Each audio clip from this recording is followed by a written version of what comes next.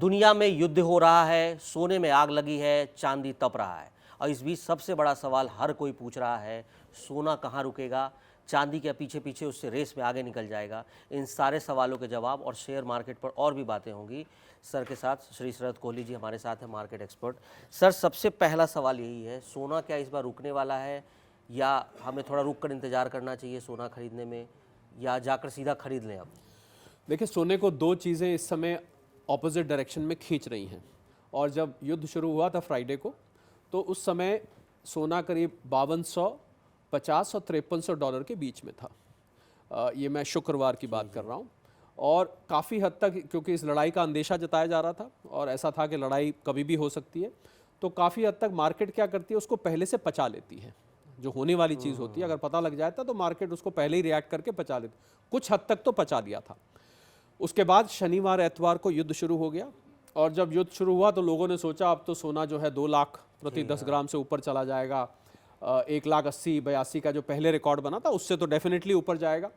पर जब सोना खुला तो करीब 5350 और 5400 डॉलर के बीच में खुला और फिर 5400 डॉलर के ऊपर भी गया, फिर वहाँ से वापस आया। तो उतना ज़्यादा जो उम्मीद कर रहे थे लोग कि जियोपॉलिटिकल टेंशन्स की वजह से एकदम शूट कर जाएगा, वो नहीं हो। उसका कारण था कि एक दूसरी फैक्टर भी थी जो कि सोने को नीचे को खींच रही थी। वो था क्रूड ऑयल के बढ़ने की वजह से। ये सभी लोग समझ लें, क्रूड ऑयल के बढ़ने की वजह से क्या होता है कि डॉलर मजबूत हो जाता है, क्योंकि ज़्यादातर क्रूड ऑयल का व्यापार डॉलर में किया जाता है। उससे महंगाई बढ़ने की आशंका होती है। तो अगर महंगाई बढ़ने की आशंका हो तो कड़क पे ये सभी लोग पहले कई पॉडकास्ट में सुन चुके होंगे, नहीं तो मैं बता देता हूँ। जब जब महंगाई बढ़ती है तो जो दुनिया भर के सेंट्रल बैंक्स हैं वो रेट कट की बजाय रेट बढ़ाते हैं, और जब रेट बढ़ता है तो ऐसे में सोना कमज़ोर होता है। तो कुल मिला के बात ये निकली कि एक तरफ जहाँ ये लड़ाई सोने को ऊपर ले जा रही है, सोने चांदी दोनों को बोलता हूँ मैं, वहीं रेट बढ़ने की आशंका महंगाई की वजह से, महंगाई क्यों, क्रूड ऑयल बढ़ने की वजह से इसको नीचे की तरफ खींच रही हैं। और एक कारण और है कि जैसे जैसे ये ऊपर जाने की कोशिश कर रहा है तो जो लोग फंसे हुए थे 5000 और 5500 डॉलर के बीच में, वो लोग अपना प्रॉफिट भी बुक कर रहे हैं। यानी कि जो लोग फंसे हुए थे वो अपने आप को शुक्र कर रहे हैं कि ये रेट आया तो बेच के फटाफट किनारे निकल लेते हैं। उसके बाद सट्टेबाजी तो चलती है, आपको पता है। कमोडिटी एक्सचेंज पे हम पहले कई दफ़े बात भी करते रहते हैं, कड़क पे, कॉमेक्स में भी और MCX पे भी। तो इस वजह से आपको सोना कभी ये 5300 डॉलर हो जाता है, फिर 5300, मैं उन दिनों की बात कर रहा हूँ जब से लड़ाई हुई है, सोमवार मंगलवार की। तो कभी ये 5300 से ऊपर चला जाता है, फिर 5400 डॉलर चला जाता है, फिर उसके बाद नीचे आ जाता है। कुल मिला के मुझे लग रहा है सोने चांदी इस समय न्यूज़ फ्लो पर पूरी तरह से डिपेंडेंट है। कितनी लंबी ये लड़ाई चलेगी, क्या ईरान हार जाएगा, क्या ईरान घुटने टेक देगा, क्या कोई मध्यस्थता होगी, मीडिएशन होगी और इस लड़ाई को रोक दिया जाएगा, या अमेरिका जो है पीछे हट जाएगा, इजराइल पीछे हट जाएगा, इन सब फैक्टर्स के ऊपर आगे की चाल डिपेंड करेगी।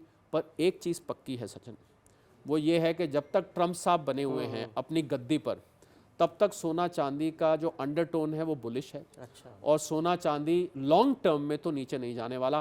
बीच बीच में आपको ये उतार चढ़ाव देखने को मिलते रहेंगे, पर लड़ाई का छिड़ना। और मैं एक बात आपकी इजाज़त से कड़क के सभी फॉलोअर्स, व्यूअर्स, सब्सक्राइबर्स को अपनी तरफ से एक गुजारिश करना चाहूँगा। जिन लोगों ने हाल में 2-3 दिन में पैसा कमाया है सोने चांदी से, वो लोगों को देखिए, पैसा कमाए, मुनाफा कमाए तो खुशी तो होती है अंदर से, पर जिन कारणों से ये खुशी हो रही है ना, वो कारण अच्छे नहीं हैं। जान माल का नुकसान हो रहा है, लोग मर रहे हैं, बिल्डिंगें गिर रही हैं, इंफ्रास्ट्रक्चर तबाह हो रहा है। तो मुझे लग रहा है उनके अंदर एक मिक्स्ड फीलिंग होनी चाहिए। देखिए, मुनाफा होगा तो खुशी तो स्वाभाविक आएगी। अगर आपको प्रॉफिट हो रहा है, अगर आपने 5000 डॉलर पे लिया हुआ था 4500, तो आज अगर हम 5300-5400 डॉलर पे खड़े हुए हैं तो अंदर से खुशी तो होगी। आप बेच के हो सकता है प्रॉफिट भी बुक कर रहे हो, पर साथ में ये भी एक ख्याल ज़रूर रखिएगा कि इसके नीचे का जो कारण है वो ये है कि लड़ाई चल रही है और लड़ाई में कोई जीतता नहीं है। लड़ाई में केवल और केवल हार होती है और मानवता की हार होती है, ऐसा मुझे नज़र आता है। तो सर, इस बार जो चांदी का जो रेट है, कई लोग बोल रहे हैं कि 3 लाख पार कर जाएगा इस साल के अंत तक। पिछले साल देखा हमने, सोना करीबन 60% से ज़्यादा कीमत बढ़ गई है। तो आपको मैं क्या समझूँ इस बात को कि इस साल के अंत तक सोना पहुंच जाएगा उससे ऊपर, और चांदी? देखिए, चांदी तो पहले ही 3 लाख के आसपास खड़ी हुई है, 2,80,90,000 के बीच में चल रही है। अभी जब हाल में लड़ाई शुरू होने के बाद बढ़ी। देखिए, मैं उन एनालिस्ट में से हूँ जो कोई कीमत पे एक नंबर नहीं डालता हूं। मैं आपको ये यकीनी तौर पे बता सकता हूं कि इस समय दोनों सोने चांदी की कीमत बुलिश है और अंडरटोन बुलिश है। अगर आप लंबे वक्त के लिए थोड़ा थोड़ा करके करेक्शंस आने के इकट्ठा करते हैं, हालांकि निवेश की सलाह अपने इन्वेस्टमेंट एडवाइजर से लीजिए, हम लोग एक एनालिसिस कर रहे हैं बैठ के, तो मुझे लग रहा है लंबे वक्त तक जो भी व्यक्ति रखेगा 2 से 5 साल में उसको कुछ ना कुछ रिटर्न इस पर ज़रूर मिलेगा और वो रिटर्न बहुत अच्छा होगा, ये मैं यकीनी तौर पे कह सकता हूँ। और सर इस दौरान जो बीच में गोल्ड ETF की बात होती है, जो फिजिकल गोल्ड की जगह, क्या गोल्ड ETF लेना अभी फायदे का सौदा है? बिल्कुल, ETF में आपका डीमैट फॉर्म में रहता है और ETF में आपको रखने की कोई चिंता नहीं होती। फिजिकल फॉर्म में तो आपको दिक्कत होती है, कहाँ रखेंगे आप, कितना रखेंगे, लॉकर वॉकर तो टूटने टाटने की खबर आती रहती है।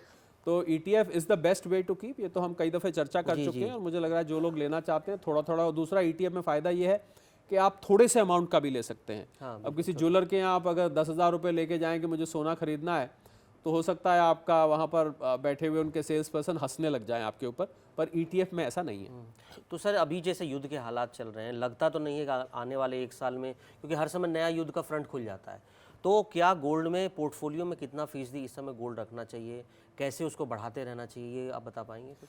देखिए, जब अनिश्चितता का माहौल हो जाता है विश्व भर में, उस समय सबसे अच्छी स्ट्रैटेजी होती है मल्टी एसेट एलोकेशन। तो मुझे लग रहा है आज भी आपके पोर्टफोलियो में 20% से ज़्यादा सोना चांदी नहीं होने चाहिए। भले ही लड़ाई लंबी चले, उसकी वजह से सोना चांदी ऊपर जाए, तब भी मैं एक सेफ स्ट्रैटेजी आपको अब हम बता के चलेंगे, उसका जिक्र करना चाहेंगे कि आपको 20% स्टॉक्स में, 20% म्यूचुअल फंड्स में, 20% कुछ FD में भी रखिए, लिक्विडिटी चाहिए होती है, 20% सोने चांदी में और 20% रियल एस्टेट में। तो मल्टी एसेट स्ट्रैटेजी। और सचिन, सबसे बड़ी बात यह है कि ये जो लड़ाई लंबी चलती है, तो पहले ही दुनिया में मंदी की आहट सुनाई दे रही थी, खासकर जो विकसित देश हैं, और इस लड़ाई अगर लंबी चलती है फिर तो ये मंदी आना लगभग तय है। तो अगर मंदी आती है तो ऐसे में मल्टी एसेट एलोकेशन ही बेस्ट स्ट्रैटेजी रहती है, क्योंकि कोई एक एसेट क्लास अगर क्रैश भी कर जाता है तो कम से कम आपका बाकी का 80% जो है वो सुरक्षित रहता है। तो 20-20-20-20-20 करके 5 जगह जो मैंने बताई वहाँ पर एलोकेटेड आपका इन्वेस्टेड रहना चाहिए। सर एक चीज़ बड़ा नेव सा सवाल है कि हम गोल्ड ETF की बात करते हैं, अब फिजिकल गोल्ड हम नहीं रख सकते, लेकिन जब ऐसे हालात हो जाते हैं जब आपको फिजिकल गोल्ड ज़्यादा अहमियत देता है, तो उस समय गोल्ड ETF तो काम ही नहीं आएगा, जब अचानक से ऐसे ज़रूरत पड़ेगी किसी को।